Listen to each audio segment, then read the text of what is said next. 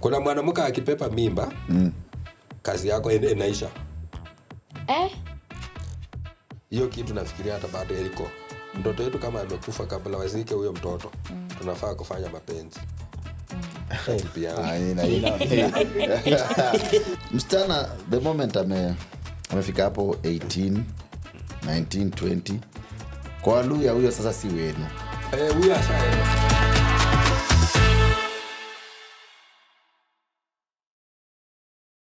What's up, guys? Welcome to Culture Dynamics. Now here is where we're going to be discussing about our African culture. There's a lot that we don't know. There's a lot that we know. There's a lot that we need to clarify and just understand. Do we still practice that? Is it rituals? Is it celebrating of life? Is it death? Is it birth? Quite a lot to discuss on our African culture. My good name is Miss Kithinji, and on this show, I'm going to be joined by... The one and only Ominde. Yes. Ango Chris Makacha. Chris Makacha. Eddie Butita. Yeah, Basi. So today we are going to be talking about celebrating of life. I want to call it death, but it's also celebration of life. And we have our uncle right here who has more information. And on this particular episode, it's going to be about the Luya culture. Sijui tulifikia aje kuchagua Luya, lakini wa Luya ni wengi kwa hii ofisi. So we decided to start... Miss Kwangi Mluya, mimi ni Muhindi. Kila mtu anajua hiyo. Kwani Wahindi? Yeah, but today Butita has some knowledge in Luya culture, hata kama ni Mhindi. Atajaribu kutuambia. So maybe tukuita Uncle ama Crispus. Whichever goes. Ile mtaona itakuwa rahisi kuitana kila wakati. Ama Makacha. Huyu ndio expert wetu wa Luya culture. Leo wa the Luya culture. Yes. Watafikiria ni wale Toti Makacha. Kumbe si yeye. Yeah. Mkiniita Chris itakuwa rahisi kwa kila mtu kutambuka hiyo. Kabisa. So labda tuanze na the Luya culture. Butita, wewe ukiangalia culture yenu, the Luya culture as it is, kuna vitu zenye zinakufurahishanga, kuna vitu hazikufurahishi, ama unaona everything that is still being practiced iko tu sawa? It depends in respect to what exactly, because it's wide. In respect to vitu kama matanga, cultures zinafanywanga. Ni za kutisha. Sijui kama ni za okay, wewe sema si za kufurahisha, hujui kama usipofuata ikitumba itakufanyikia. But manze inakuwa gani movie. Wachana tu na ile mnaona ngati in public, kitu imehappen ikaisha. There's a lot that happens behind the scene, and I think zingine ni scary sana. Nasikia kuna mavitu lazima mkunywe time ya matanga. Amanyasi. I think Chris anatoa amanyasi ni nini? Wewe unajua ukisema amanyasi kuna watu wanafikiria ni kaa nyasi. Nyasi ya ng'ombe literally. So amanyasi. Waambie amanyasi ni nini? Na amanyasi I think nilionanga time kukango alidai kuna time tulikunywa amanyasi. So amanyasi I don't know to explain here. Vile je tulikuja amanyasi. Ni uji, ni chai, ni maji, ni mkorogo. Amanyasi mimi Kenya najua, subject to correction ni dawa za kienyeji. Ni kama more of protective medicines. Like zina kuprotect from something yenye ingekuhapenia. So ni kama kitu na kuprevent kitu isikufanyikie, maybe badomen, vitu kama hizo. So hizo madawa ndo unapatiwa. So kuna zile za kupaka, kuna zile za kumeza, yani za kunusa na ukunywa. Kuna hata za kukunywa. Na mostly huwa zinafanyika kama ni kulingana na kifo ya huyo mtu. Either kama ni grandfather ule babu sasa sente. Na kuna wale wadogo nyinyi ni vijana wadogo ama wasichana wadogo na mliona hiyo mwili. Sasa mara mingi ndio wanatumia hizo vitu kama zenye umesema manyazi hizo wanakunyusha hawa watoto. Ndio kifuli isiwe inawafuata. So ufai kuona mwili watoto wadogo. Hata babu akizikwa kwa tunaambiwa si tuende huko juu kwa gate tusimamie huko.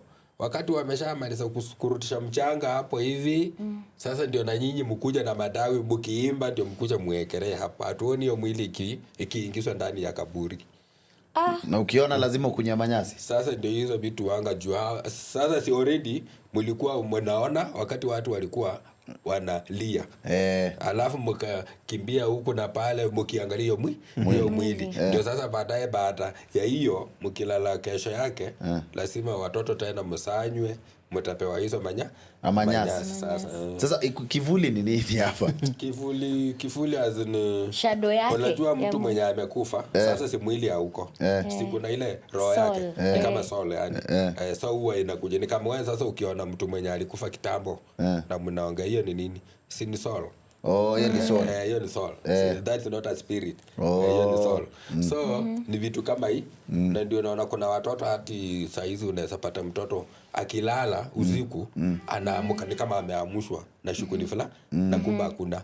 Mwingine unaweza pata akilala analala ni kama anaota na anaongea sawa, unashinda mtoto anaongea vitu gani? So kuna vitu kama hizo hao sasa juu ni kienyeji walikuwa wanajaribu ku prevent. Na saa hii juu sasa nyinyi wengi hapa mmeokoka, mnaenda kanisa. Sasa mnaona ni pastor aombe. Lakini pastor akiomba inafanya bado?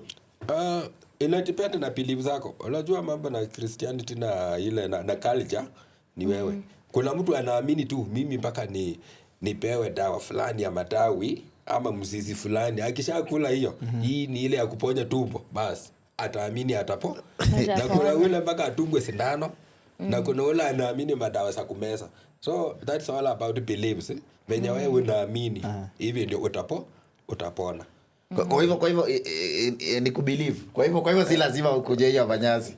Sasa na saa hii sasa juu mostly hata kuna wazee ukufa tu na watoto hawasanywi, wamesika hivi kila mtoto ametoka. Watoto wanaanza kuota usiku. Nani anawapea sasa manyasi? Ndio maana ninasema ni samu ni kama ni believe.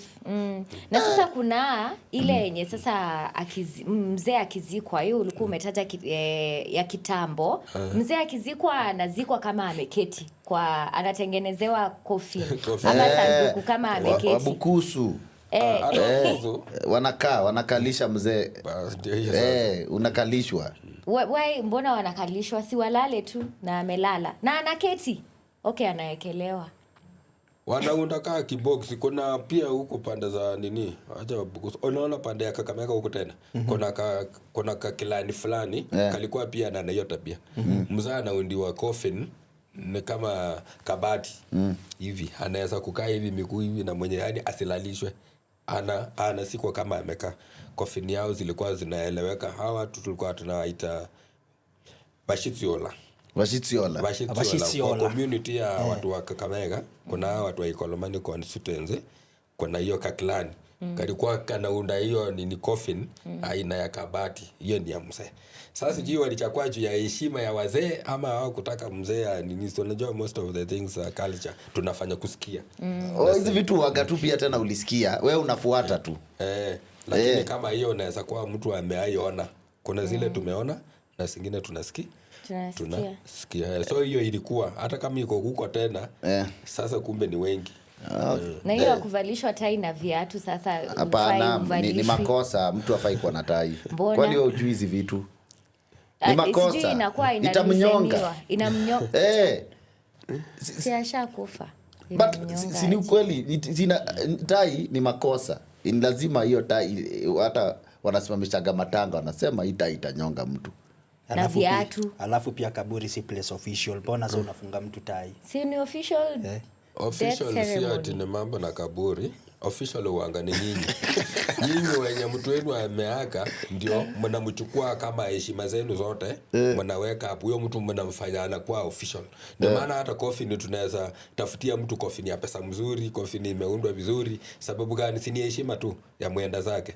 Lakini huyo mtu akishakufa hata mkimfunga tu kwa brangeti na msike, huyo tu ni mtu atasikwa tu hivyo kulingana na mipango zenu. So hizo ni vitu za nyinyi watu wenye mko uanga mnapanga huu fulani tu alikuwa mwenzetu, hata tulikuwa tunafanya na yeye kazi, tumtafutie gari mzuri, coffin tununue ya pesa hii. Unaona? Yeye ajui, yeye amekufa na amenyamaza. So hizo vitu zenye zilikuwa zinafanyika, kuna zile zenye watu walikuwa wanasema fulani amesema wakati amekufa.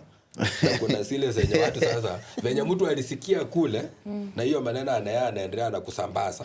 Sasa tunaendelea na kuinherit hiyo. Sasa walisema tai haifai, koti haifai, hiyo kusema hata koti hiyo kuna zingine kama socks, viatu, socks silikuwa mtu akifa zinamfinya, ataanza kuwasumbua, zinamfinya. Watu fulani anasema ana sweat. Na mimi ushindwa, mtu anaweza sema hivyo na hawezi fufuka. Yani dunia ni fani sana. Yani yeye anatumana anasema. Na mimi Kenya nasikianga hiyo story ya kusema na tena si ati anaambiaga mtu yoyote. Ni watu specific. Kwa hivyo ni sinema tu. Ni watu specific anaambiaga. Yani kipindi tu. So unasikia sijui anti ya brother ya mama yako sijui anaishi wapi. Ndio ameambiwa so ana kutravel akuja convey information tena. Kuna kitu na hata na kutravel arrive mumpikie adishi alafu aseme message. So kumaanisha msapodisha atasema. Vipindi vile nakumbuka Gukangwa Kidedi kuna msee alikama akasema ati ameambiwa kukula kwa hiyo matanga. So wafanyiwe sherehe. Kuna wageni ati wako kula. Na walidishi tu ati wako kwa matanga walikuwa ignored. So they didn't have a chance to mourn. So now they have received a dream to come back and mourn officially. So now they came back officially, kuku zikachinjwa nini. Kakwa na kama tanga kadogo, kao packaged. Ati jua wakuweza kuget chance. Yeah. Walipatiwa ndoto, waletewa ndoto. Sasa mimi naonaga ni kipindi, mimi naonanga inaweza kuwa ni watu wako na personal interest. Sasa marehemu anataka wewe ukule asaidike na nini? Sasa hiyo vitu imeshafanya. Hata mimi nimeiona. Ati fulani anasema watu yake wachache hawakukula vizuri, unaona? Sasa unashindwa watu wa kanisa ndio walikuwa wakule style gani? Lakini sasa juu imeshasemekana na mnaokopa ule mwenye ameenda inabidi mtii mfanye hiyo. Watu wakuja na ipata ingine watengeneze wapikiwe wakule, lakini hiyo ufanyika. Na kuna mtu mmoja tu analetea hiyo report fulani amesema watu yake wa kanisa hawakukula vizuri. Sasa huwezi jua yeye ndiye alifanya monitoring hapo kwa matanga akaona watu hawachakula vizuri ama ni venye walienda. Na lazima mkuje mfanywe yenu. Alafu mnakuja mnafanyi. Lakini hawezi amka. Na mpe kuku ya kwenda nayo. So ile kitu huwa sijui msipofanya venye amesema kama anaweza ni nini ingine inaweza fuata. Nakumbuka Butita kuna time ulikuwa umemention kuna sijui ni yangu yenu ama ni mtu tu ilibidi amekuja chai ikapikwa ndio sasa matanga iendelee juu alikuwa apikishe sijui chai. Hiyo hata before hii kwa hata nikupigia story, ni story funny sana. Ilifanyika huko cha kwetu. Hiyo ya kupikiwa. Hii ya kutumana reason nilijua ni uongo. Kuna siku shosho yangu kuna mama alikuja akamwambia babu yangu amesema apewe leso. Shosho yangu akamwambia ndio ulale umwambie kama alinibaia leso. Ukujie. Shosho yangu alitumana aenda akamwambia ripoti ndio mwambie apeleke ujinga mbali. Na leso ni pesa, seti ni leso. Na ni leso anataka ati ametumwa. Shosho yangu akamwambia ndio ulale, akikuja tena mwambie apeleke ujinga mbali. Alafu sasa unajua mimi nadhani shosho yangu anasema hivyo juu huyu jamaa huyu mama anadanganya. Shosho yangu ako serious, hataki jokes na marehemu. Ati hiyo ni upuzi gani analetea tatu ndoto za kifo. So I think people believe in these things and zingine ni za uongo tu hivyo. So kama hiyo unasema hiyo ni kitu ili happen. Now in Luya culture when you build a house unafaa kuingiza wazazi. Like your parents are not supposed to eat in your house before official ceremony. It's bad. Hata nyumba yako italaaniwa. So wewe enda tu ujenge nyumba 3 bedroom, alafu kesho ati mama yako na buda yako wanakula kuku kwa hiyo nyumba kwanza kuku. Kuku hapana. Waezi kitu wanaweza fanya ni chai peke yake. Si ni chai peke yake? Ni chai peke yake. So now ukishafanya nyumba yako iko tayari, unaenda unasema kuingiza wazazi. Unafanya hiyo sherehe, wanatoka wako nje na watu wa kanisa nini? Alafu wanaingia, wanazunguka hapo nje wanaingia kwako, alafu wanakula. Now your mom and dad can walk comfortably in your house and eat or even go to other different places, but not certain places like your room. But sasa usipofanya hivyo, in case unfortunately uluzu mzazi na ulikuwa umejenga nyumba na hujamuingiza, lazima hiyo kitu ifanywe wakati wa matanga. So utamuingiza hiyo mwili, mtaingiza hapa? Hawataingiza, lakini lazima chakula itapikwa kwa hiyo nyumba yako. Mwende mkule karibu na mwenda zake mali yako. And in some cultures some cultures ni terrifying, mpaka wanaekea mtu ugali hivi amezi, lakini wanamwekea pale kwa mtomo. Sio, umesikia hiyo? Umelambisha, nimesikia. Ukufundika kama hiyo supu, unalambishwa kidogo. Akishuali. Or else akwa ingia kwako. Sasa inamaanisha nini inafanyikanga kitu isipofanyika? Hatuwezi jua. Sasa unajua sababu tuna believe, si ndio? Lazima tufuate na tufanye. Yaani tusingatie, tusingoja ati ni nini itafanyika. Sasa hiyo kukula, hiyo ni crucial. Ulikuwa unasema kitu before nikatize. Malisia. Sawa. Hiyo kuna vitu usipofanya unasikianga walio wanasema kukoyana. Unapata familia yako watoto wamekoyana tu. Ni bangi throughout, ni nini? Lakini mimi hata uri yangu ni madansa TikTok, yani vitu tu. Umse mnenda kumpatia food na labda alikufa na njaa. Na wanajua. Hapana, overthink. Hawa watoto wakianza hivyo kukua confused kimaisha, uwanga wanakumbuka juu hiyo makosa labda ilikuwa ya wazazi wao. Sasa hiyo inakuja ni inakuja hapo kwa belief. Pengine vitu zingine zinatukula. Kuna mila hazikufanywa. Ndio maana kuna hii kitu huwa tunaita mizingi.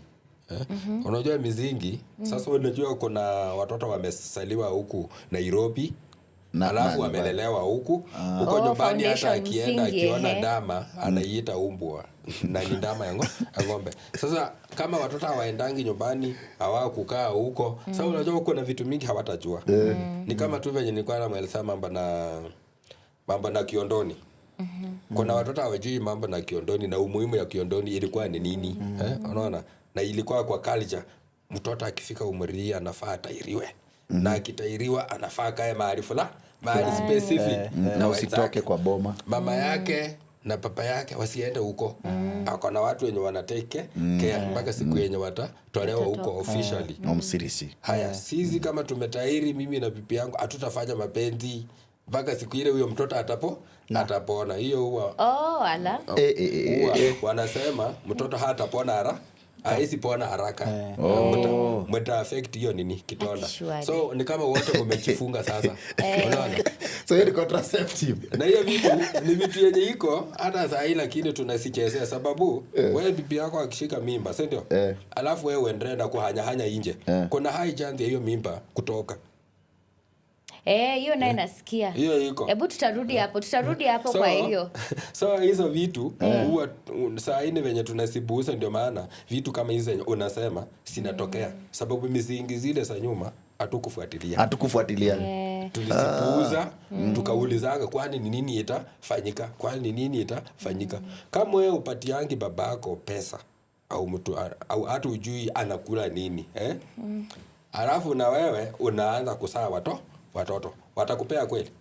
Hiyo sasa si itakuwa nini mzingi? Sasa wewe utalaumu watoto, nimewasomesha hawa watoto hadi wengine nikawapea kazi, lakini watoto hata nasikia mwingine hata sijui ni MCA, hata pesa zenyewe mimi hanipei. Unaona? Kumbe wewe umesahau papa yako haukuwa unamtumia pesa. Alafu hiyo kitu inaendelea na kusonga. Sasa mtoto mmoja asipochanuka ajue hapana, huyu ni babangu mzazi, hata kama hakupatia papa yake, si ndio?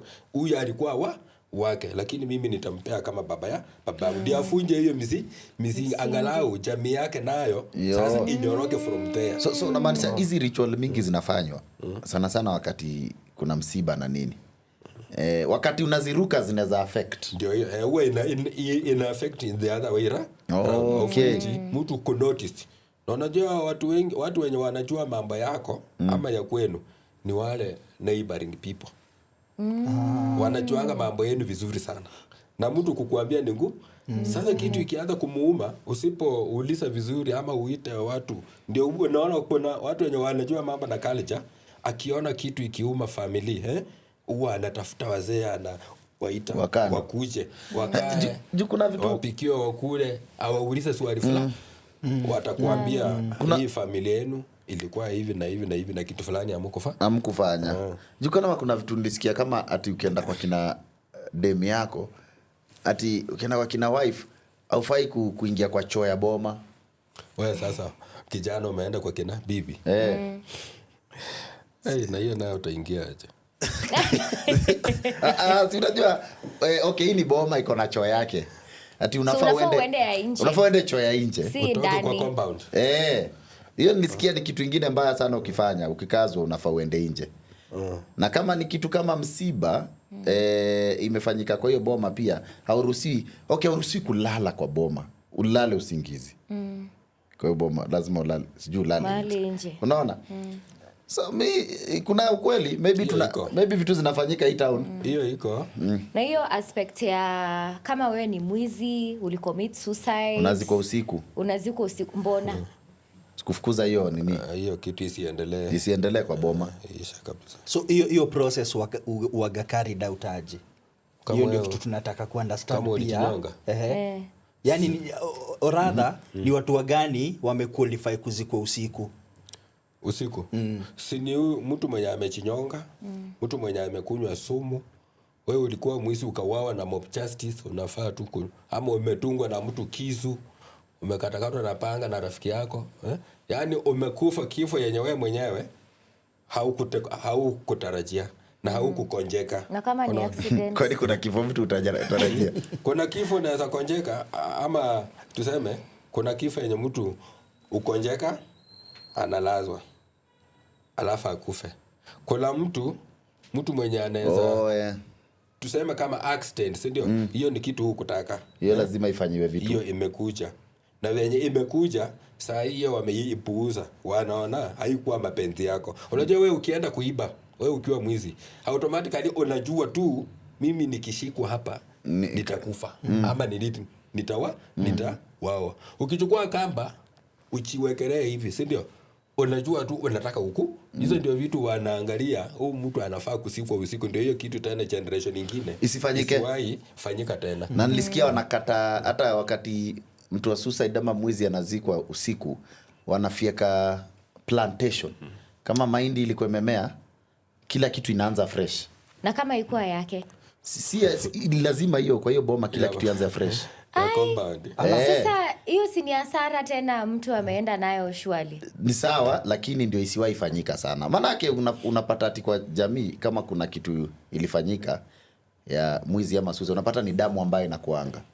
Hatuwezi tuomba. Ndio, na tukunywe amanyasi.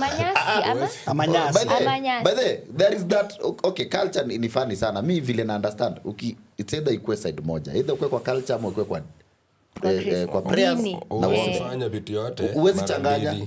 Ati unataka kukunywa manyasi tena uombe. Kama wewe ni wa kuomba, itabidi tu nyinyi muombe. Na kama nyinyi ni kienyeji wale wa manyasi, mzee akuja tu ampatie manyasi, uweze fanya vitu zote. Sasa unaona hiyo lazima ifanywe hivyo, or else kutakuwa na mwizi mwingine katika familia siku moja, kutakuwa na suicide nyingine katika familia. Sasa hivyo ndio walio wana believe. Na believe ule mwenye ati ameona mtu wa kwanza kuna kitu huwa anafanyiwa, sijajua ni nini. But ule alipata mtu amejinyonga. Yeye pia anafanywa. Anapewa hizo ni venye umesema. Kama ni familia yenye wameokoka, itapitwa wamuitie wale viongozi wa kanisa kama pastor ama nini, wakuja wamweke kwa maombi. Na kama ni wale wa kienyeji, inapiti pia apewe hizo nyasi zenye unasema amanyasi hiyo. Sasa ule mwenye aliona wa kwanza. Alafu tena nilikuwa naona kama hata kuna kitu huyo mtu huwa anapewa in form of money. In form of money. Compensation. Ni kama anamkompensate. Ni venye sasa ni venye gari ya maiti ikifikisha mwili nyumbani, lazima wapewe kuku. Wanaweza pewa kuku. Hiyo kuku si ati lazima wakule. Wataenda watupe huko kwa vichaka huko. Sasa kuku hata ijakosea mtu. Sasa ni ile kitu ya kutoa mkosi. Na hiyo gari pia isipepe mkosi ya pale. Juu si ni gari kama ya biashara. So hiyo kitu ya kuona mtu maiti wewe wa kwanza. Huku town ndio watu wanaamkanga tu mtu. Huku town unaamka tu mtu ameumizwa mali. Na ukiwa na tamu yako ikiwa mbaya ya kushika vitu haraka, pia inaweza kukuaffect kama ni wewe tu wa kwanza kuona huyo mtu. Na unaweza pepa kifo ingine unaenda nayo kwako yenye hata wewe hujui ili kutoka wapi. Lakini hizo vitu ni beliefs, to be very honest. I don't think Sio believe, kuna vitu ziko ni reality zinafanyika, lakini ni venye tunasiita believe sababu hizo wakati tuko hiyo maneno imeshakuja, huwezi jua ilikuja kupotokea wapi. Lakini tu kuna vitu zinapatikana tu, hata hizi tuseme vitu zenye tunatumiaga kama mitumba hizi unajua kuna viatu huyu anaweza wao anyang'anywe hiyo kiatu ikuje iuzwe na huyu naye anunue unaona ameenda na hiyo kiatu na mwenye aliwawa unaona. Sasa kuna kifo kingine unaweza pepa hata wewe ujue ukose kujua hiyo kifo uliipata wapi. Lakini ukweli wanasema hata ukipewa nguo unafaa kwanza unaziombea. Unaondoa spirits za mtu mwenye alikuwa anavaa hizo nguo kwanza ndo unavaa. Kwa hivyo mtumba ni mikosi. Ni kama inaweza kuwa mzungu tena huko alikuwa na mazingaombo. Imeletwa kikulacho ndio inatangwa kikulacho. Hata hizi nywele zenu hizi mawivu na nini. Human hair Si ukiangalia huko India kuna wakati zile manywele zenye wanafiaka huko kwa vichwa si ndio? Si wana situpa na hizo ndio zinasanywa zinaunda piece inakuja wapi huku sasa Afrika. Sasa wamama wanaanza kukuchiwekea kwa kichwa unaona. Sasa ni vitu wanga ni zile zenye sinatubuchu. Kuna wakati nilikuwa ninaangalia kwa bahari ya huko hivi si ndio? Ninaona kuna wakati hizo manywele zinatupwango kwanza kwa maji. Alafu wale wakusanya nao wanasa. Unajua Muhindi ni mwerevu sana. Na Muhindi anaendanga msikiti lakini vitu mingi wanajua. Muhindi hata akipima nyumba kuna mapesa atakuja kuweka kwa foundation.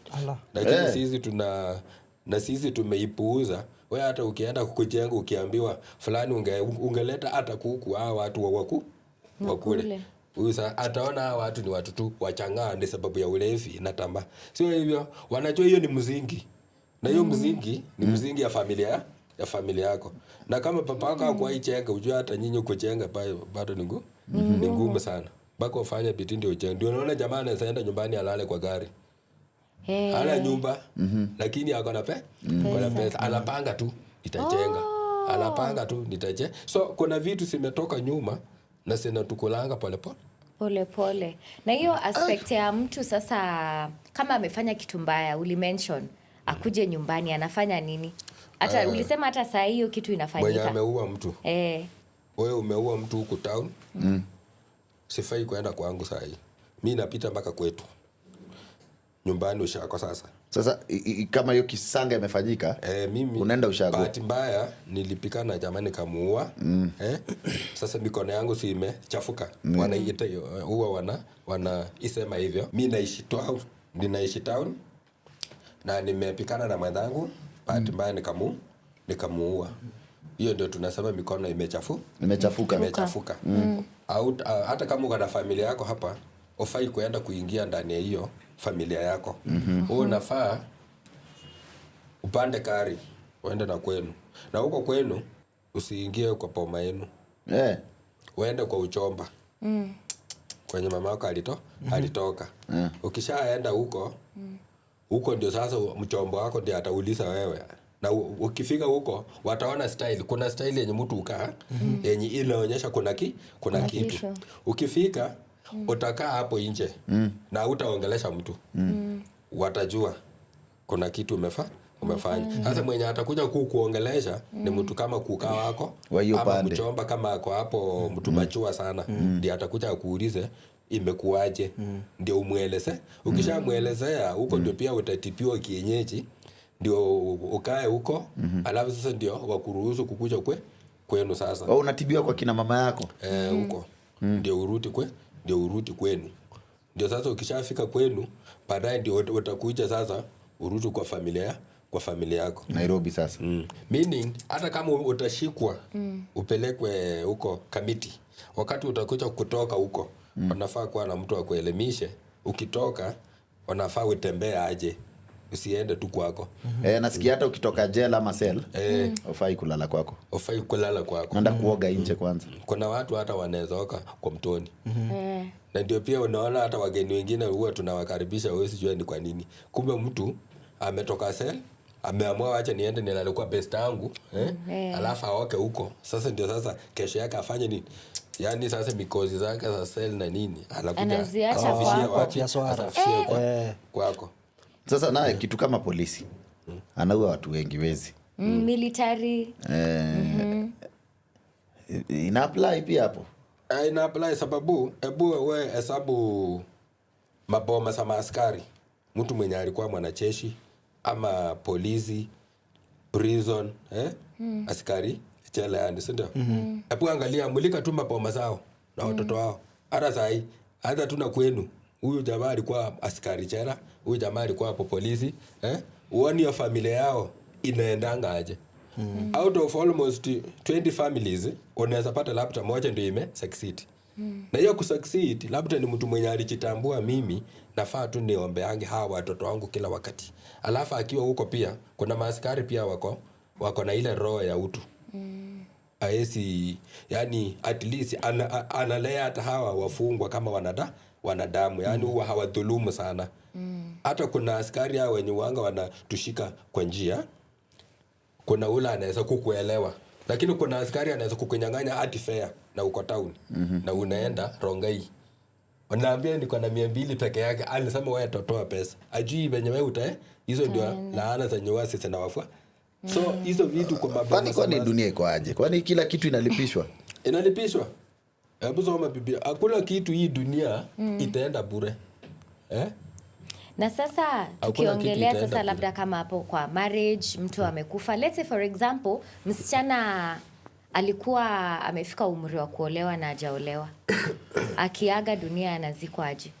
Kwa nini hajaolewa kwanza? Msichana asi labda hajapata mtu. Si wanaume hakuna. Ama hajapata wanasema na wako. Wewe unajua ile wanasemanga kama ushaolewa ukawachwa ukatoka ama umepata mtoi yani baby mama haufai kuzikwa kwa boma, unazikwa kwa fence, kwa shamba huko iko nje kumaanisha why mbona na si bado ni sijui ni kwa shamba but si kwa boma. Sasa kama ni mtoto wenu mtamzika aje nje? Si wanasema kama alikuwa na mtoto, kama alikuwa shaolewa wanamuita Shitwati. Kwetu tunaita Shitwati. Huyo anazikwa kwa boma? Anasikwa tu kwa boma sababu hapo ndio wazazi wake wako. Lakini kuna sehemu unaona kama alioleka akatoka huko na hakufanikiwa kupata bwana mwingine alafu mwenye na kwetu ni nje ya boma nje kwa barabara. So okay, si unaona vile boma imepangwa. Kuna na boma compound alafu kuna kashamba labda nyuma ya nyumba. Si ni yenu bado? Ni yetu bado lakini si yani hasiku mbele ya nyumba hivyo. Ni kama nafichwa yani. Anafichwa hata kwetu huyo msichana atachimbiwa nyuma ya mandizi huko kwa boundary. Afichwe huko. Manyumba sikiwa huko mbele. Hiyo kaburi yake huwa haionekani. Yanafichwa na huko nyo. Hiyo ni kitu kama wanailaani hawa watoto wengine pia wasisikwe kama mashangazi. Hiyo sisi sasa ni shangazi wa hawa. Haya, huyo ni ule alioleka na akatoka huko na amekufa. Na kuna ule amekufa na ni msichana hajaoleka. Huyo pia hawezi sikwa mbele ya nyumba hivi. Hata kama kaburi yake itakuwa inaonekana lakini atasukumwa kando hapo. Kando karibu kwa boundary hapo on the left hand. Hapo ndio atasikwa kama ni msichana. Juu alikuwa amefika umri ya kuoleka lakini bado hajafanya. Tulisema ni ngapi? Ndio sasa ujue huyu anahitaji kwenda kwa fence. Unajua hizi stages. Unaona? Stages za wasichana, siko na wasichana upata mimba hata na 14. Sasa uanga wamefika umri. Hawajafika. Lakini sasa ukiangalia kwa stage ya mwanamke, mwanamke kuanzia 14 years, hata kama ni mtoto wako, unafaa uanze sasa kumonitor na kuangalia maneno yenye unaweza kumuongelea, sababu huyo already ni mtu kulingana na akili ya wanawake ni mtu mzima. Ako karibu kweli. Unajua akili ya wanawake sababu yenye inafanya wanaume mkiambiwa mnastahili kuoa mtu mwenye unaacha na miaka kama ni kitoko miaka 6 ama 10. Kwa sababu akili yao huwa inagrow haraka. Akili ya mwanamke uanga mbele yako. So wewe ukipata msichana ati mmesoma na yeye. Mkafanya form 4, mkaenda college, si ndio? Tena mmefanya naye. Which means huyu mtu ni almost mko age mko age mate. Wewe uko 24, mwanamke ako 23 ama ako 24. Huyo mtu ako mbele ya utaanza kulalamika, makesi kwa nyumba yako haitaisha kila wakati. Niko wa mzee wako yani. Sasa unafaa kuwa na 10 years na utakuwa unamlaumu kwa vitu zenye ako right, kwa sababu anaona mbele chenye wewe uoni. Sasa akikupanga unaona huyu bibi ni tikiteta na kumbe si nini, ni akili yake inamuelekeza. So mwanaume unafaa kuoa mwanamke hata kama ni miaka kidogo, iwe miaka 5 ama 6, lakini inastahili hata 10. Ndio ukue pia uko na nguvu ya kumuongelesha na uko na nguvu ya kumkalisha, umwambie hii maneno ya kuingia hapa usiku bila sababu mimi sitaki, na usirutie, unaona ataelewa. Unaona wanaume wengi kwa manyumba, ukimuuliza nani ameaika mkutano na bibi yake akamwambia makosa yake, utapata hakuna. Sasa mtu ni kununa tu. Bibi anaingia, mwanaume amenuna, ako bedroom huko, aongei chochote. Sasa bibi naye pia aingie, naye tena aanze shughuli za mtoto. Kama yuko hapo, hiyo nyumba haina amani. Na mtoto akiwa, itabidi sasa muongee sababu ya mtoto. So hizi vitu zinakuanga siko na maana na siko na nguvu. Ndio unaona kutoka nyuma, hata mtu sana ukiwa mtoto kijana na ukiwa mtoto msichana, unafaa uangalie nyumba yenu kwanza. Maneno yenye uliona kwa nyumba yenu yale mabaya, si ndio? Ama yenye mama yako alikuwa anafanya baba yako, wewe ukiwa msichana ukitoka, ambia Mungu, mimi nyumba yetu mamangu alikuwa analea papangu vibaya sana, sitaki maisha kama hiyo. So msichana the moment amefika hapo 18, 19, 20, kwa Waluhya huyo sasa si wenu. Huyo ashaenda. Anafaa aende. Huyo ashaenda huyo. Na hapa si kwao. Kwa hivyo akikufa anawekwa mahali kwa fence pale on the left. Sababu huyo sasa si alikuwa mtu mzima. Anafaa kuwa na kwake. Anafaa kuwa na kwake. Na sasa the most common one, ile ya inheritance. Nimeinherit, let's say Butita ameinherit bibi ya ndugu yake. Kurithi. Hiyo ni ya huko Nyanza. Nilisikia kitambo ilikuwa. Iko kila mahali. Si kwani wanawake wenye ufiwa huko, hata huko Tarakaniti huko mahali wanaenda si ya relatives. Ile unapata ndugu yako anachukua bibi yako. Hiyo si ati ya hiyo sasa labda ni na hata Nyanza si ati ni lazima. Ilikuwa kitambo ulikuwa unapata first born, tuseme baba alikuwa na bibi wa 4. So unapata ule bibi wa mwisho ni mdogo. So anatoshana na unapata ule first born wa bibi wa kwanza ni kijana ako hata labda ashafika 35 40. Na huyu last wife wa mzee ako 22 23. So wakati mzee anaenda unapata first born ana inherit mama yake mdogo. It has happened. The small wife. Ama ndugu yake anachukua.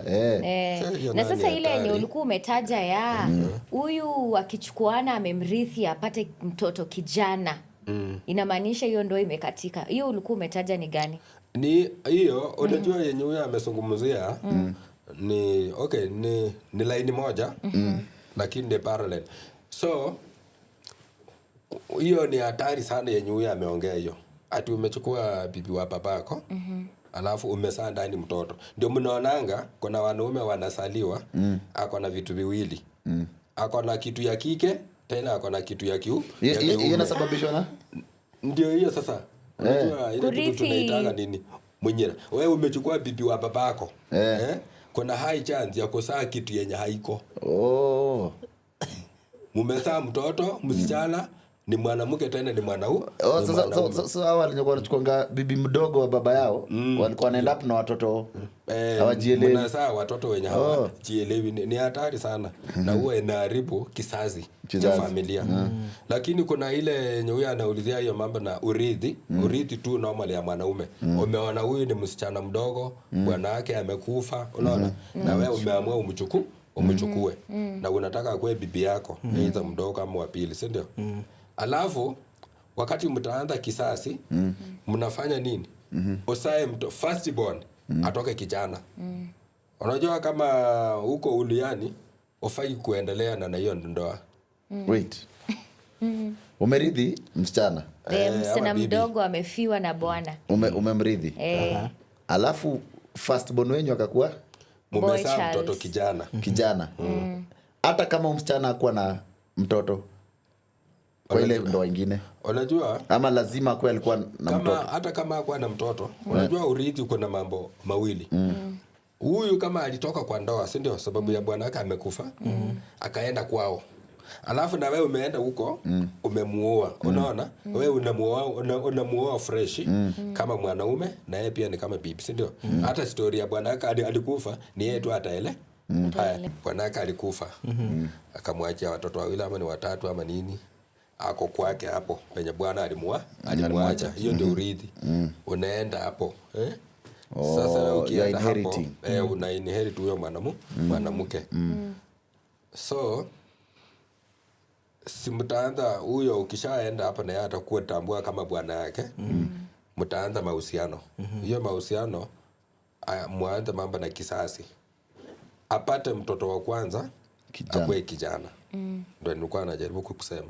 Akipata mtoto wa kwanza akiwa kijana, ufai kuendelea na hiyo mahusiano. Nafaa utoke huko. Or else ukiendelea, nilikuwa nasikia katikati yenu kuna mmoja anaweza kukatika. Hiyo ni kitu moja. Yaani kimaisha sasa. Ama huyo mtoto atakuja haribu kisasi chako.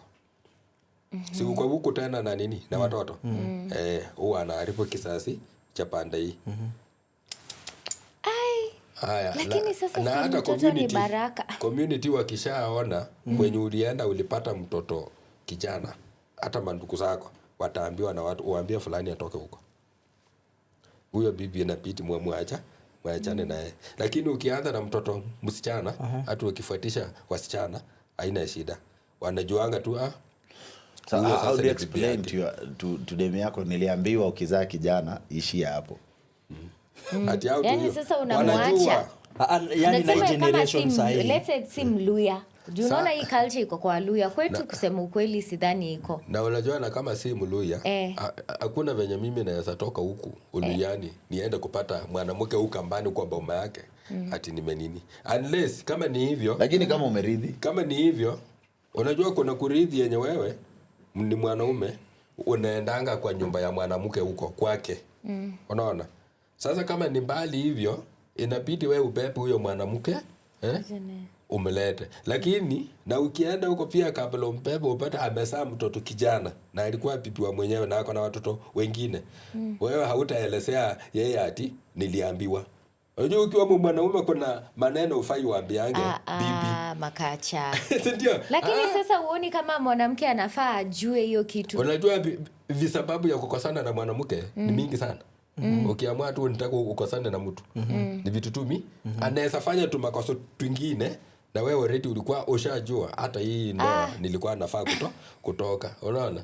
Ni vile tu hata kama msichana hakutaki, sababu ya kutafuta ati ndiye asema ati mumeachana ni mingi sana. Hata anaweza kukufuata tu nataka hii na paka uchoke na wewe kwani wewe ni nini akuambie kama uwezi basi acha kumbe alikuwa na sababu yake ya kumbe si nyingine ako na sababu nyingine.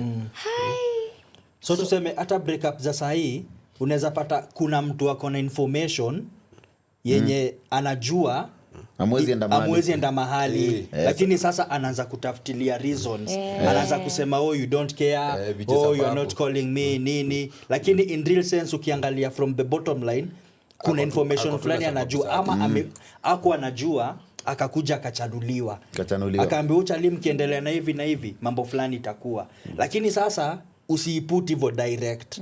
Tafuta sababu ya kutoka. So I also tend to think in this generation tuko tu na wase wako informed na vitu za culture.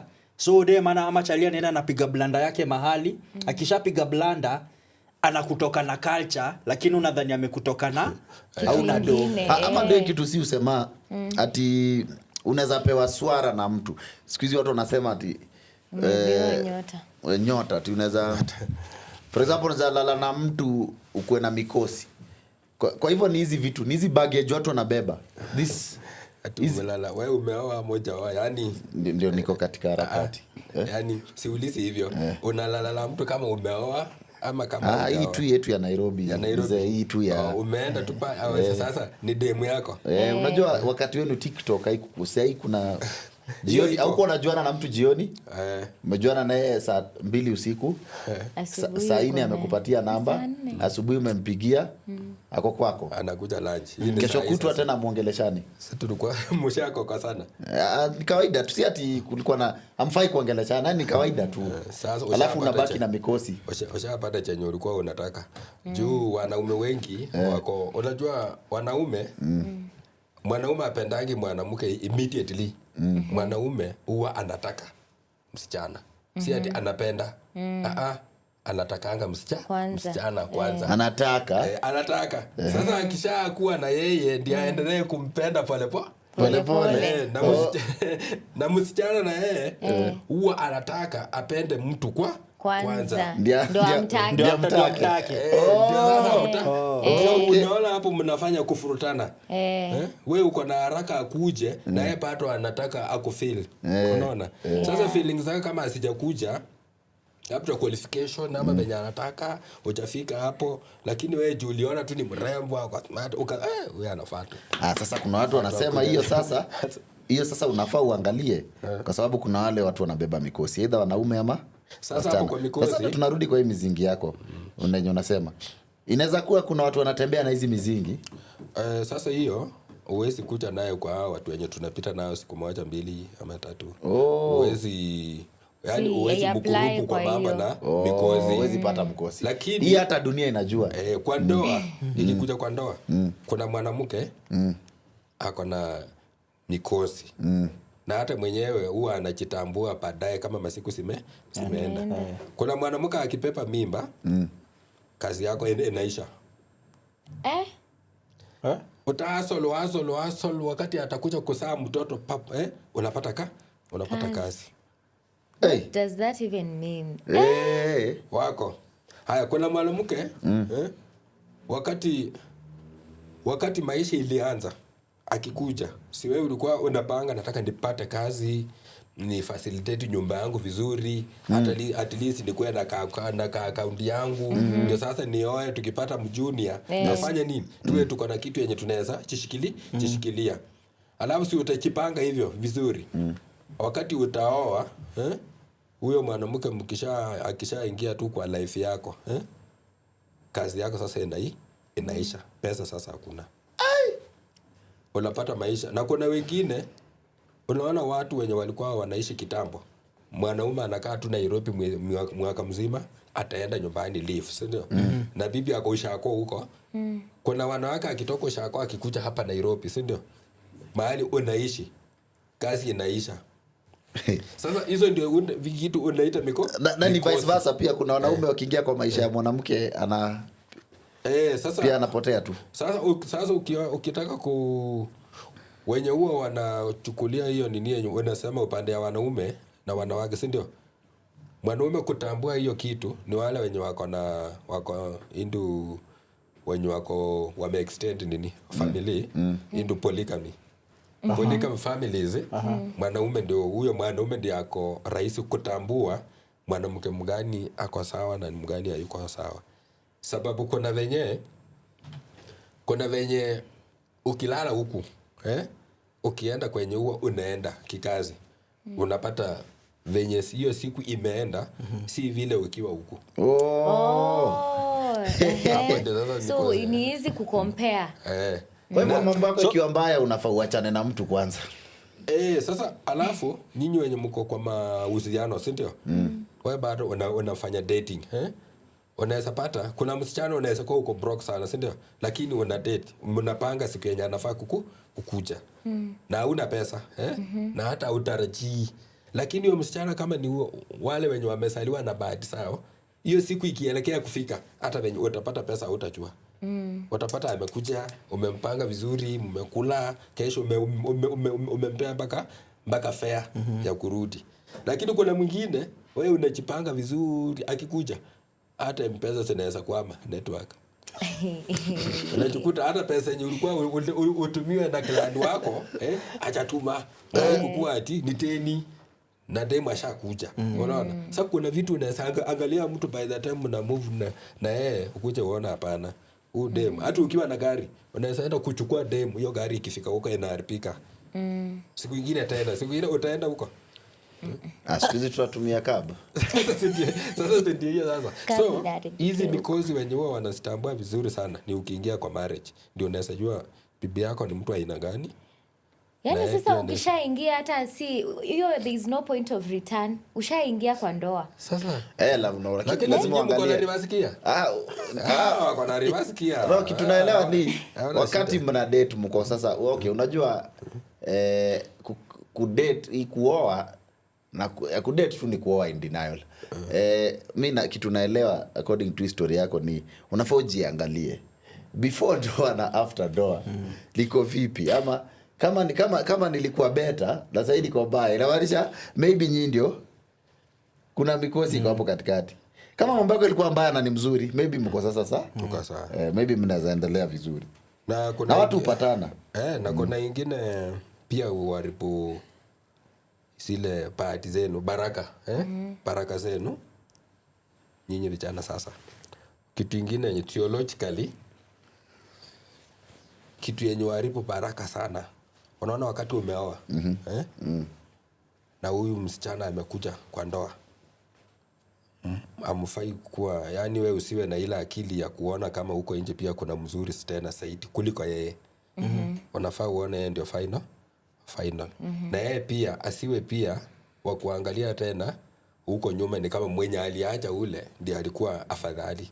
Yeye akubali hiyo ndoa yake. Unaona hata kama hamna kitu saa hiyo, Mungu anampea tu vitu pole.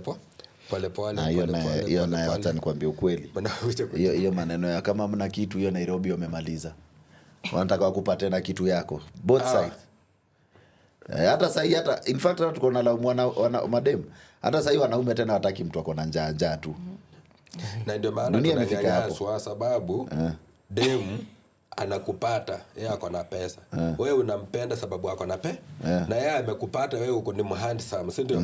Sasa anaanza kukurule sababu ya pesa yake. Alafu baadaye unapata pesa.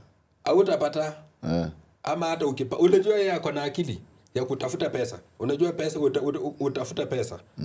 Sasa the moment wewe hauna ataendelea kukupanga. Unaona? Sasa hata ukipata kibarua already yeye kuna ile ya mtu pia akona pesa. Itana hataki mtu akona shida ndogo. Anataka mtu at least. Unajua dem wengi, wacha niseme tu, sahi mwanamke hataki stress. Si ndio? Anataka mahali atakuwa na amani ya roho. Thank you. Hiyo ndio kitu moja. So hata ukimfanyia nini mzuri na amani ya roho unapata bado ni shida. The moment So ndio maana yeye akiwa self sufficient financially lady huwa anafikiria heri nipate mwanaume hata mwenye hana kitu lakini tufanye nini, tuishi vizuri. Na wewe sasa nikuulize, bibi ameenda kazi, ameacha hapo kila kitu hiyo nyumba, shida ni mtoto ako hapo, vyombo pia hajawashaosha, nyumba ichapanguzwa, maji ikikuja inafaa ichotwe. Utangoja akuja aandike mtu, wewe uko hapo? Si itabidi ufanye hiyo nini tumitu. Asiwe the moment ulijiingiza hapo wewe ndio mtu umejiandika hiyo kazi. Sasa na hata kama hata sema, si ndio? Yeye hataongea lakini amepanga nyumba, kila kitu iko. Mtoto hakuna haja apeleke kwa baby care sababu hiyo ni kesi unaweza fanya. Si mnasaidiana tu basi. Bana hizi tunasema hizi ni kesi ambazo unajua. Hizi ni vitu kwa maisha. Hii inafanyika juu unajua imefanyika. Miwari yangu kubwa na hizi vitu mmesema, vitu zinaweza kuwa zinaenda wrong. Sababu kuna kitu fulani kwa familia huyu amebeba yenye wewe hujui. So hata hiyo kuvurugana hiyo nini hiyo mambo maybe niyo mzingi. Unaona hiyo naye kuna tuseme kuna wasichana, si ndio? Kuna msichana uanga anapepa damu fulani, mostly first born. Unajua mtoto msichana akisaliwa first born anabeba damu ya babake. Hata kama atafanana mama yake lakini damu yake na zile characters atakuwa tu ni mwanamke, lakini vitu mingi atakuwa amechukua sababu yake. Sasa kama baba yake alikuwa msumbufu unajua huyu mtu kumelea itakuwa ngumu, na ndio maana hata ukitafuta tena bibi unafaa kujua wewe mwenyewe umesaliwa namba ngapi kwenu. Wewe ni first born ama wewe ni middle ama wewe ni last born, unaona? Alafu demu mwenye umepata ujue ni first born ama nini. Hakuna kitu ngumu kuishi na yeye kama demu first born. Sababu ya nini? Mnapikania mamlaka. Nikao unaishi na baba yake yeye huwa kwao yeye ndiye alikuwa wa kupanga, sababu ndio first born. Yeye ndiye alikuwa anapanga wengine. Hata akikuja kwa ndoa utakuwa ukisema hii lazima atakuambia, lakini mimi nilikuwa ninaona hii kitu ikuwe hivi. Lakini kumaanisha basi ni kitu mzuri na ni kitu mbaya. Juu pia kama ni mzuri ukipata first born unajua mambo imepangwa. Sasa unajua uzuri pia advantage ya first born ni moja. Kitu ya kwanza ni mtu hard working. Kitu ya pili ni mtu independent. Hata kama haujampanga, si ndio? Ukimpea tu pesa atajua penye atajipanga sababu ni mtu alizoea. Lakini sasa hatari kubwa sana ni wewe ni first born na umeoa last born. Mpaka kupikia simu, hii pesa ulikuwa unataka nitumie aje? Umpange kila kitu. So hizo vitu mwanaume anafaa tu asaliwe wa kwanza, sababu hata akibeba mambo ya baba yake ni at least ataitumia kama mwanaume. Lakini time akibeba mambo ya baba yake ndio hizo vitu zenye anaweza kukuja kwako unapata ni kama hamuendanisheni vizuri. Haya, wengine wenye mama yake alikuwa ana rule kwao, yeye amepepa tu hiyo mambo yote tena amekuja nayo kwa ndoa. Haya, na unajua kitambo, watu wa kitambo na watu wa saa hii ni tofauti. Pia hizo powers zenye wanawake walikuwa nazo kitambo saa hii hawana. Huyu anataka aone kila kitu umeweka kwa meza, na at least mko na accountability hata kama ni pesa anataka ajue venye umetumia. Na unajua kitambo ilikuwa BBC ile yenye amepewa. Sasa ako na powers. Na mwanaume tena hata akai hapo. Sasa si tuko na shida sababu tunaishi na mabibi hapo kila wakati. Na ndio maana hizo tabia zinafanya kuishi na hawa watu pia ni kazi ngumu. Kuna ile kitu ya kidogo hiyo ya hapo kwa culture, hapo kwa if a man bibi yake amekufa, kuna ile unajisafisha unatafuta mtu mwingine. Lakini haufai kuendelea naye. Hebu tuambie hiyo. Mahusiano ya kwanza. Yes. Bibi yangu amekufa. Sasa kuingia kwa mahusiano tena ya mapenzi. Hiyo kama mwanaume anakuanga rahisi sana. Sababu unajua hata kama uko na bibi mwingine na bibi yako amekufa na umesika, mapenzi yenye utaingia ya kwanza lazima utafute mtu mwingine tofauti kando. Hata kama uko na bibi mwingine ufai kuendea huyo bibi. Huwezi enda lala na naye. Mpaka uende utafute bibi mwanamke mwingine huko mbali ulale naye. Kwanza wewe huko nilikuwa nasikia unafuata kama clan out of your clan. Tuseme kama uko pande za Kakamega, toke huko ende katauni kengine. Tafutie huko ati mkifanya hiyo mapenzi within ati mvua yenyewe inanyesha, uanga ya hizi nini inanyesha ya mawe. So sasa hata kama ni mwanamke uanga inabidi aenda atafute nini mwanaume mwingine mbali wa kwanza, na huyo mwanaume mwenye utalala na yeye hamtawahi tena patana na yeye tena kimapenzi. Hata mwanamke mwenye utalala na yeye baada ya kusika bibi yako, hiyo mapenzi inaishianga wapi? Hapo. Ukitoka huko sasa ni kama ulikuwa unaenda kupochosha. Sema mnaitanga aje? Khala kama khala. Hata sijui. Ujui sasa. Mimi unajua mimi ni mtu wa town. Sasa umekuwa wa town. Hata saa hii bado iko inafanya kazi. So hiyo ndo sometimes unaona mtu amekutafuta siku ya kwanza amepotea. Hiyo sasa. Anataka kujiosha na wewe. Anataka umeghostiwa tu. This is a sign, do not call them. Do not call them. Wamekughost, wachana tu now. They have their reasons. Wako na sababu. Alafu kuna hii tabia yenye na nyinyi wanawake. Kuna drive fulani najua sitasema. Ati mwanaume mzuri anafaa hata akusaidie hata akupatie kitu kwanza. Ndio hao sasa wanaume. Wewe ukipata mtu mwenye amekuja na pesa haraka kukupea, unafaa kushinda huyu mtu.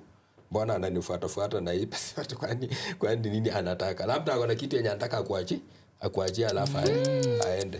So amekuja kujiosha na wewe. Mwanaume mzuri anafaa ajieleze, mimi nimekuona na macho yangu na roho yangu pia imekutamani.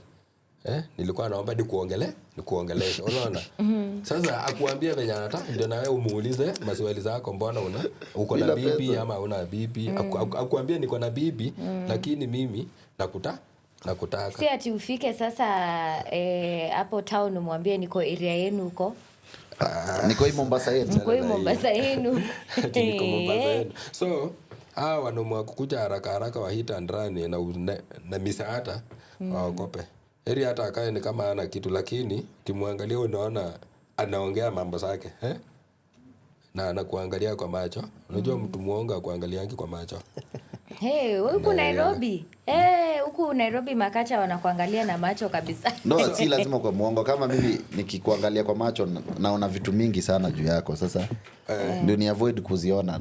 So naacha kuangalia. So hapo kwa mambo na nini, ukipoteza bibi ukinini hivyo ndio kuna uwezi fanya mapenzi, na hiyo bado iko bado inafanya. Na ukipoteza mtoto, wewe bwana na bibi mmepoteza mtoto wetu amekufa, hiyo kitu nafikiria hata bado iko.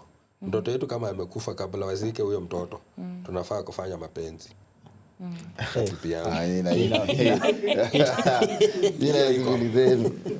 Hiyo iko unless mupeleke Lang'ata ama mkwetu huko, lakini kama ni ushako huyo mtoto mkifikisha huko mashangazi watakuuliza kwanza, wewe mwanaume kwa hii harakati za kuomboleza na nini umewahi kukua na bibi yako? Ndio na wewe useme ningempata wapi, na watu wamejaa kwa nyumba kila wakati na shughuli hapa na pa. Hao ndio watampanga wenye mtapatana kabla wasike. Kivipi wanampanga kivipi? Ingieni hapo nini? Unaona huyu mwanamke ataambiwa anafaa pumzike mahali, na watampangia mahali anafaa kupumzika. Kesho tuko na wageni watakuwa wengi, ukiongea kwa watu utakuwa na uzingi, ndio pumzike kidogo. Na wewe pia ukuje uambiwe enda mahali fulani, enda upumzike. Hata wewe umesurura sana hapa, enda upumzike. Mnaenda kupumzikia pamoja. Hapo pamoja si ukiwa mwanaume shangazi wako huwa akuokopi sana. Atakwambia unajua hii familia yenu kwa kutengeneza kisasi chenu nasema ufanye hivi na hii. Kwa hivyo ukienda hapo uhakikishe umefanya hivi na hivi. Na huyo mtu si ni bibi yako. Ukienda hapo mtafanya. Na hiyo ni mila sasa. Utakuwa umeifanya. Hiyo bado iko inafanyika. Unless usike mtoto mwenye mama yake alioleka kwingine na asikuje kuhudhuria masishi, ama akikuja akuwe under protection ya watu wa kwao wenye wanajua hizo mila siko. Sasa uanga wanamsuia, sababu mkifanya naye mapenzi na yeye ndoa yake huko inaweza vunjika. Sasa hiyo kitu pato iko inaendelea, hiyo iko. Lakini unajua maneno huu kama haijakufikia huwezi jua. Hauwezi ukajua. Lakini ikifika ndio wangu unaambiwa vitu hati. Lakini nimesoma bana. I think hiyo watu watakuwa naandika notes juu sasa. Totally. Kama wewe ni mtu wa culture ujue vitu zinakukula hii town. It's very important. Ama uombe kabisa. Unaona kama kuna area fulani najua hivi tu mizingi sasa kuna msichana, nyinyi mmesaliwa na msichana ako na nundu. Mnaita aje kwa Kiswahili kamili? Unajua nundu? Nundu tu, I guess. Nundu. Sasa sio msichana wanga anadharauliwa ama ule mwenye miguu yuko hivi. Hata kwao sasa achukuliwe kama ni mtu. Yeye ako tu pale, hata mwanangi kama anaweza pata mtu, si ndio? Alafu huyo msichana akuja apate mwanaume. Unajua kuna msichana alipata mwanaume. Huyo mwanaume watu wakashangaa fulani ameolewa. Sasa mwanaume na yeye akachukua ile roho ya kujua huyu mtu alisaliwa na watu, si ndio? Akatumanisha kitambo, mkuje nimpatie kitu sababu niko na mtoto wenu. Unajua wazee wa huko waliongeaje? Huyo nani ataenda adai, na hata ni kama tumefanya kusaidiwa. Unaona, yani amumchukui kama ni mwanamke mwenye anafaa pia yeye atolewe mahari. Mumeona hata heri huyo mtu akae tu na yeye. Tunaweza enda huko tudai alafu aturudishie pamoja na mtoto wetu kwa naye ni mziko. Unaona hiyo kitu inakula aje? sasa wasichana wazuri kuletewa mahari, sababu wazee walikataa mahari wanapata msichana tu mzuri amesoma hata ni mwalimu, lakini mahari kukuja kwao sasa ni ngumu. Na inakula sasa community sababu walikataa mahari. Na hiyo the most common one ile ya sasa, kama bwana yako amekufa unakaa karibu naye, tueleze the significance of that. Hiyo ilikuwa vice versa, hata kama ni dem. Hiyo dem na bwana ni tofauti, lakini hiyo ilikuwa inafanyika. Siku hizi watu unajua wengi hakuna mtu wako straightforward. Wengi wamekuwa na uoga, sababu hata wanaume wanaambiwa ukisimama mbele ya pipi yako kwa kichwa yake hapo hivi ama hapa, kama ulikuwa unaenda huko na huko, pia maisha yako unaweza katika. Hata kuna watu ufuatana, bibi amekufa, baada ya muda kidogo tena bwana anakufa. Kuna vitu fulani zinaweza fanyika ufikirie ni mtu alifanya, kumbe ni wenyewe. Huyu alijikomiti kwa vitu zenye alikuwa afai kujikomiti. So tuseme kama sana hiyo kitu inakuanga, unajua mwanaume kungoja bibi yake kama amekufa ni ngumu. Tu anakuanga shughuli mingi, yeye ndiye anaitwa na kupanga lakini bibi ndio wanga anastahili kukaa pale penye bwana yake ako, hata kiti anapewa akae hapo. Nayo mwanamke kama alikuwa wa kuhanya naye hawezi kukaa hapo. Juu akikaa hapo pia ni rahisi kukatika. Sasa uwanga anapita hata hawezi kukalia mbele ya kichwa, ama akijaribu kukaa hapo ni akae kwa kiti yake na akae pande hii ya miguu huku nyuma, lakini hapo mbele hawezi kukaribia karibu na kichwa. Lakini mtu mwenye alikuwa straightforward, hata kama ni kitambo, wakati watu walikuwa wanalilishwa kwa kitanda, naweza pata amekuja anakaa pale akiomboleza, usingizi ikikuja analala pia hapo na maiti analala naye hapo. Sasa siku yako analala ni venye mama ulala na nini na mtoto hapo, ama hujawahi ona hiyo? Wacheni bana. Hujawahi ona mama amelala na mtoto wake kwa kitanda na mtoto amekufa? Hujawahi ona? Si mama ulala hapo hata saa hizi mtoto akizaliwa mtoto wako amekufa, hata kama haijalisha ako na umri gani, lakini kama mtoto kama miaka 10, miaka 5, miaka 2 amekufa, si mama huko nini ukaa hapo usingizi ikija, si yeye ulala hapo. Sisi first of all, hata in my culture huwa hatuleti mwili ilale nyumbani. That's one thing huwa tunaletanga ikisikwa. Sisi tunaleta ikizikwa. Yani hata hatunanga mambo mingi. Atu waste time. Ufanye makosa kwanza ukufe Monday. Friday tushakuzika. But nyinyi yenu naonanga you stay for like 2 weeks, hata 3. Sasa kama tuko huko na tunataka kuenda Nyanza, tunaomboleza hata mwezi. Sasa akifika huko tena alale, watu wanataka kumuona, wanasema ati watu hawajaona fulani na hata hawataona ako ndani ya coffin. Na unajua hata ni saa hii vitu imekuja rahisi, lakini kitambo ilikuwa huyo mtu akiletwa atolewe ndani ya coffin, hata tena aenda aokeshwe, avalishwe manguo vizuri. Lakini saa hii sasa mambo imekuja watu wanapunguza zile conditions wanajaribu kurekeza misimamo fulani. Sasa ndio vitu vingine hawafuati. So watu walikuwa wanaspend kwa matanga, ati kitanda ya fulani imekuja, wameweka mattress, wameweka maiti hapo. Unajua hiyo kitu tena hutaitumia. Hiyo imeenda hivyo. Aidha mchome ama mwenye alikuwa hapo achukue. Ama shosho kama ni my grandmother ndio anastahili achukue, ama shangazi. Siwezi tumia hiyo vitu. There is a lot. Samini gani imekushtua the most? Hiyo inanishtuanga sana ni yenye ati bibi yako sasa amekufa. Kuna watu walikuwa wanafanya hata huku Uluyani, some of the places bibi yako akikufa unajipima kwake. Wengine wanasema unalala na yeye, lakini nilisikia yani mna act ni kama unalala na yeye. Hiyo ilikuwa mila zingine hapana. Ni vile ulisema kuna zingine hata zinaweza kukutishia hati uokope, lakini zilikuwa zinafanyika. Na reason ya hiyo ni nini sasa? Like ni nini unapima? Ni nini? Kusema what is the essence? Mbona ufanye hivyo? Sasa Mi siwezi eleza sana juu unajua hii mambo Ni mila. Ni mila. Sasa singine sijui ni kuonyesha Haujui ilianzia wapi. ulikuwa unampenda ama ni kuonyesha nini. Siwezi jua. Hai, okay. And if you go biblically pia unaambiwa dead bodies are not clean. Sasa uange tayari ni chafu.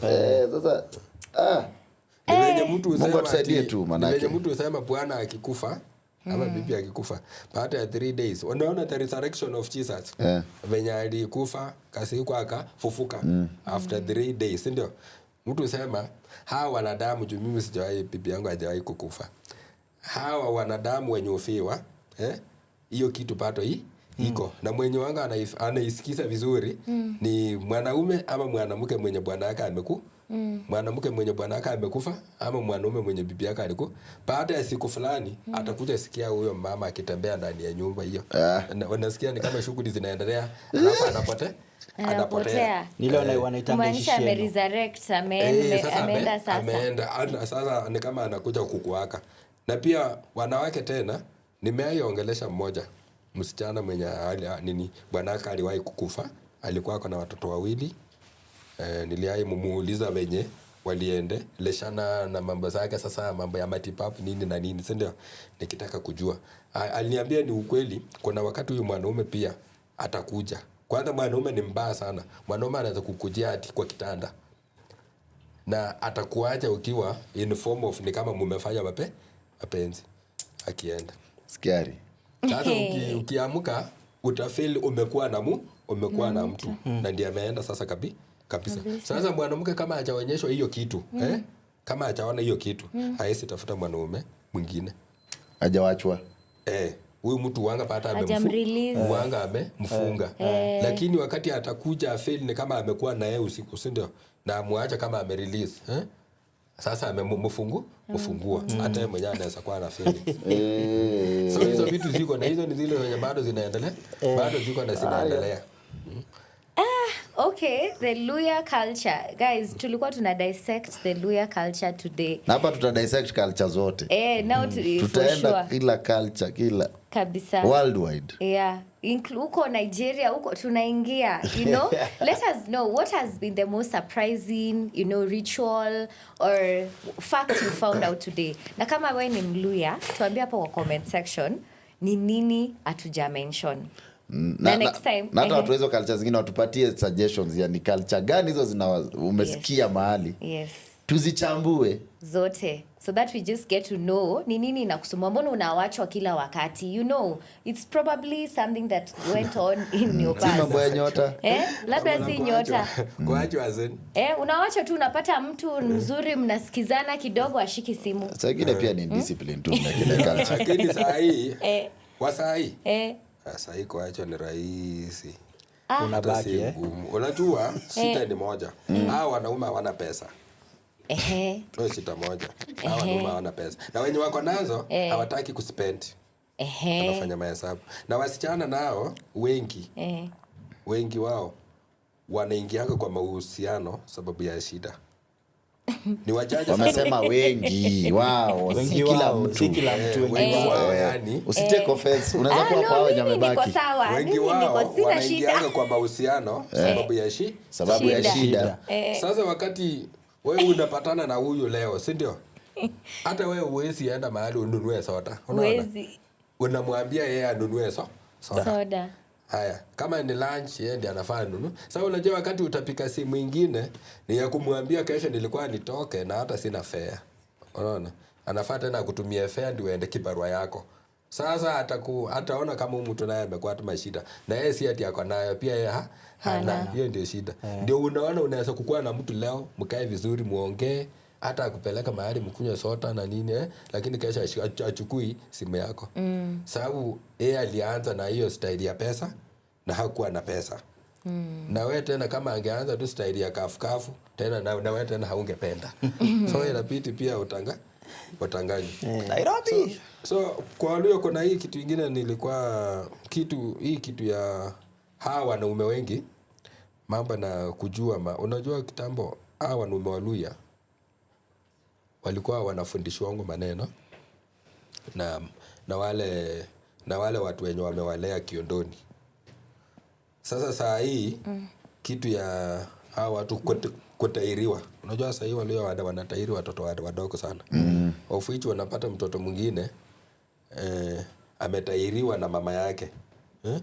You are a single mother na unatairi mtoto kijana. Unajua kwa hiyo kitu ni mbaya sana. Wewe unafaa upeleke huyo mtoto ataenda atairiwe na kukaa wake huko ama na mchomba wake. Lakini wewe ni single mother na unatairi mtoto. Na ndio unapata ukifuatilia unapata vitu zingine zenye zinafanyikanga ati mtoto alipatia mama yake mimba. Mtoto wa miaka 16 kijana, mama yake alikuwa analala na naye baba yake hayuko na hataki kuenda nje, anataka tu wakati atakuja kurudiana na baba yake. Wewe niambie hiyo kitu ilianza aje, si ndio? Inaanzanga hivyo. Wewe ulitatairiwa, unajua tabia ya mwanaume haistahili wakati umetairiwa ofai kitu yako mtu mwingine aone. Unless bibi yako, Sasa mama, mtu ukishatairiwa tulikuwa tunaambia sasa umekuwa mwanaume, mama yako tena atakuja acha kuone. Lakini sasa inakuwa mama ulitairiwa tena mama tena anakuoke. Mtoto kijana afai aokesho kama ametairiwa. Si hatu huko nini? Hata you are very lucky nyinyi saa hii mnatairi watu wakubwa, si ndio? Na sisi ni watu hivi miaka 6, miaka 7. Sasa hata mtoto mdogo mama afai kumuona. Sasa mnatairi watoto wadogo. Maana ya kutairiwa ilikuwa ni nini? Maana ya kutairiwa ilikuwa unapatilika. Ni kama Christianity kubatizwa. Unaona? Unatolewa kwa ile kizazi mbaya ya kusaliwa. Hiyo ile dhambi ya mama yako, si ndio? Sasa unaingia katika Ukristo. Unapatilishwa, unaona? Na kutairiwa ilikuwa huyu mtu anapatilishwa, sasa anatolewa utotoni. Sasa anawekwa mahali pa kueleweka yeye ni mwanaume sasa. Ni mtu wa kujitambua. So makosa yenye imefanyika ni venye tulianza kutairi watoto wadogo. Halafu na wamama nao sababu ya kukosa mawaidha ama kuikinoa vitu. Na yeye anatairi mtoto anaanza kumuokesha. Sasa unaokesha mtoto mpaka afike ukiosha hivi unapata hiyo kitu inasisimama. Na unaokesha hata babu huwezi wakesha mtoto msichana uso unless otherwise. Sababu kuna sehemu ufai kumkuza. Unapata sasa itakuwa ngumu. Sasa hata mama akisema si ungeosha nani Sniper. Na wewe unaangalia huyu Sniper ameanza kusonga. Nitaosha yeye acha sasa. Unaona? Juu kuna sehemu zingine zenye anafaa panguse vizuri na hizo nazo ufai kukusa. Unaona? So ndio hizo vitu ndio zinafanya saa hii tunabuusa mambo mingi, alafu unapata watoto wanakuwa na msoeano. Na msoeano. Sisi hata ukiambiwa ati umetongoza msichana ati yako na mtoto. Sisi ulikuwa unaachana na yeye hivyo immediately. Ulikuwa unaona kama huyo shitu ati sasa huyo ameharibika. Na sasa watoto wamesaa wote.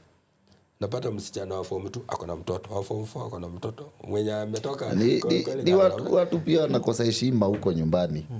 Wakiona tu msichana yote wanataka kumpatia mimba. Na anafaa afungwe. Nyumbani ama huko ni watu waripika sana. No, unajua saa hii Nairobi law, rule of law iko strong sana. Lakini unapata huko mashinani teenage pregnancy iko juu. Ama kwa slums iko juu sana. Na kwa slums ni shida. Ni shida. Shida ndio zinachangia.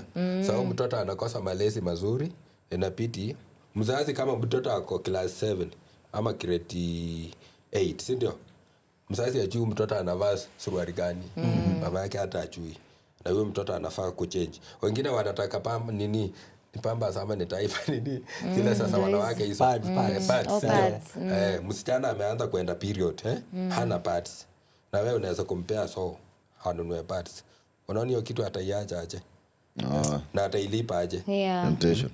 Sasa hapo mpaka sasa shida mingi zinafanyanga familia mingi sababu tunalaka watu iko parenting system.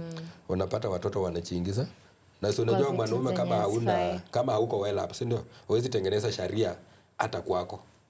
inakuwa ngumu. Huwezi ambia mtoto usikule kwa jirani, inakuwa hakuna chakula. Okay. Sawa Makacha, asante sana, tumeshukuru kwa just sharing with us the information and the knowledge about the Luhya culture. Nadhani pia our viewers have learned some things. In case there's something we've left, please let us know down on the comment section, and also let us know what culture do you want us to dissect. Tutaongelea zote. All right, guys, this was the Culture Dynamics. And my good name is Miss Kithinchi. I was joined by... the one and only Ominde.